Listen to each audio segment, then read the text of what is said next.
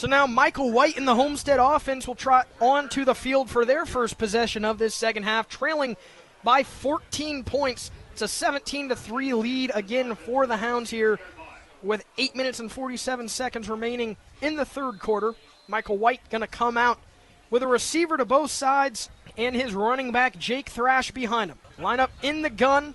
White fakes the handoff, throws a pass, and it's intercepted.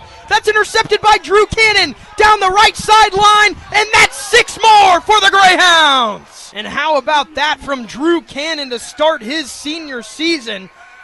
That one taken all the way back to the house for 6. As Treadway is going to send Shockley out to his right. Alongside him is Bellin. Out to Treadway's left, the lone receiver, Liam Mann.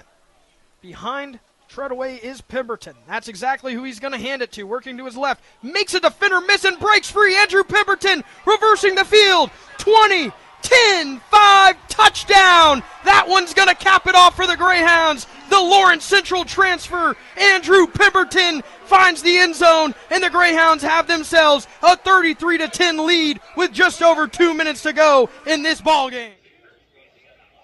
And so now officially ruled a 3rd and 21 from their own 13-yard line of the Braves.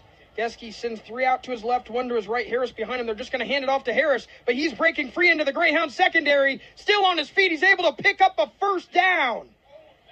And a late hit as well after the play. That's going to be called on Chase Jared, so you can add on 15 more to that one, and it's going to move it up all the way to the 50-yard line. And Burbuff all of a sudden is going to have 30.8 seconds to go and a real opportunity to put some more points on the board before halftime.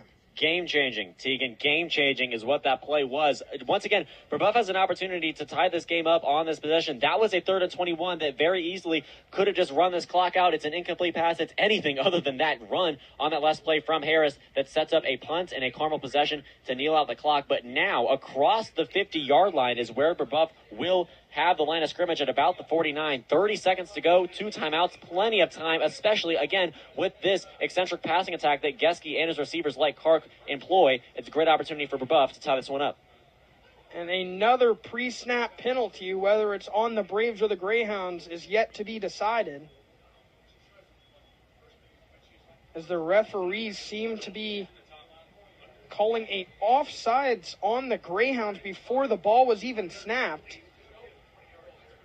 So a 1st and 5 now for the Braves up to the Greyhound 44-yard line, and the Greyhounds seemingly making it easy for the Braves at this point.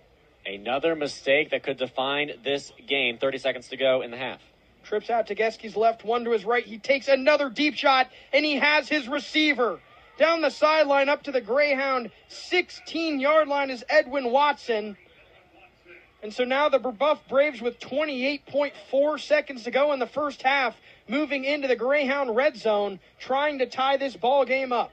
Again, Aaron Fedorcha, a little bit of lazy coverage there. He's not able to keep up with that receiver once again. We saw it on the overthrow in the first quarter. That could have been a play like that ended in a touchdown. Of course, Geske overthrew him. This time, hits his receiver. He's settled in. He's found his rhythm. And those mishaps from Aaron Fedorcha and the rest of this Carmel secondary are no longer going to be tolerated.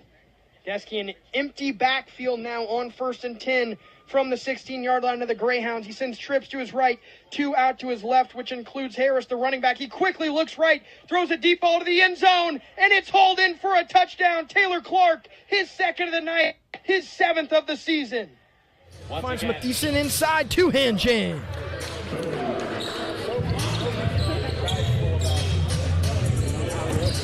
Just a 9-point lead for Tony Perkins and Pivot League as he pulls up, same spot, same result. Tony Perkins heating up for Pivot League, and he's knocking him down from deep. McCaffrey tries to match him again. He's able to. What a game. You talk about not wanting to back down. Remax just finds a way to answer. Driving in, right-hand layup, count it! And a foul once again, just back and forth. Noah Jordan with a tough finish that time from Pivot League, and they just keep pushing. TCU at home, who is playing really good football, and then you have Utah on the road, who just lost today against Texas Tech, but their defense played great until that fourth quarter. It was a defensive battle until the end there. And then you have Texas Tech at home, which put up 34 points against Utah, 24 of which, of course, coming in the fourth quarter. But either way, it's 4 really tough games you have in front of you right now if you're Arizona State. And you have to start out right by winning tonight. And it's going to be one of the tougher ones because it's on the road in a tough environment in Waco. But either way, again, if you're Arizona State, we've mentioned it time and time again, but it's basically a must-win tonight. But again, it's not going to be easy because Arizona State's defense is depleted with no Xavier Alford in the secondary, and they already struggled in the secondary. Against Mississippi State, they let up 3 touchdowns through the air of 47 yards or longer.